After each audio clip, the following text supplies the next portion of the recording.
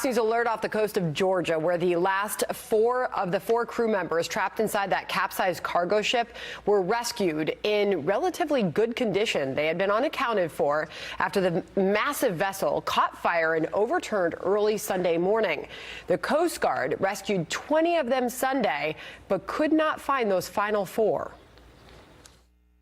There was just a system of tapping where they would do 3 or 4 taps or more, and eventually they got tap backs. It's more important that the crew knew where to go so they could touch the steel on the outside of the ship to make those taps, and that's a pretty fascinating story. Let's bring in Captain Joe Farrell, former Chief Petty Officer for the U.S. Coast Guard. He's also CEO of Marine Resolve Group. Thank you, sir, for coming on with us this morning. Amazing to hear about that rescue and how those 4 crew members that were the final to be rescued knew exactly where to go, what to do, so that they knew those looking for them would know they were alive and there. Roger, they did a wonderful job, the Coast Guard did and the other responders, and the crew did a very smart thing. They went down to the shaft alley, which is the easiest access to get inside of a vessel by the engine room area. Plus, it got the crew out of the toxic fumes of the engine room. Now it's loaded with fuels that's spilling over. So it's the thinnest place, easiest to get. Phenomenal rescue by everybody there. These things usually don't work out that way, unfortunately. And then to get word that they are in relatively good condition. It is amazing. Well, you got to give that to the Coast Guard for getting them out of there in a timely manner. Again, this is not very often does this work out quite like that. They did a great job, and they were in the right area. But this is somewhat not infrequent for these type of ships as well, these car carriers.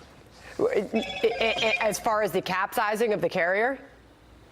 Yes, they go on their side a lot. They're kind of a very tender ship, meaning they're not very well balanced if they're not managed properly, the ballast water in them. And in regards to probably how it happened, I'm very confident I can say that it was the water tanks are inside the ship, they're for ballast. And when the ship made a turn, there wasn't full tanks, and all that water goes from one side of the tank to the other, and that would have attributed to the rolling on our side. But it happens more often in these type of ships than any other ship that I've seen. So then it must be part of the training then to know exactly what to do and how to rescue crew members when this happens, because we're told it was about 92 degrees inside when those final 4 crew members were rescued, and then they drilled a hole into where they were, because all 4 of them were together, so that they could communicate with them while they were rescued. No, that was brilliant. It really was. Everyone did the right thing in this one, and they did it in a fairly timely manner, all things considered. But the key is, you know, these casualties happen all around the world. And if we could segue for a moment into what's going on in the Bahamas, where we do a lot of salvage jobs there. Right now, we've got a missionresolve.org. We're trying to get a cruise ship in there to support the Bahamas operation. They really are in dire straits of help. We've got a cruise ship that we're trying to raise funds for around $10 million to get 2,000 accommodations with 2,000 emergency responders and that. The Bahamas really need some help on that. I know you've sent in some of your own video, Captain, because you personally live part-time in the Bahamas, and so you are active in these relief efforts.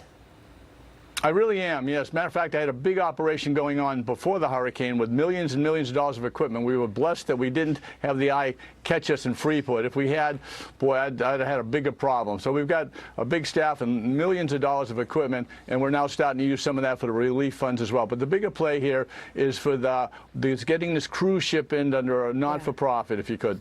Captain Joe Farrell, appreciate what you do, and thank you for coming on America's Newsroom. Appreciate it. Well, thank you for having me. Thank you.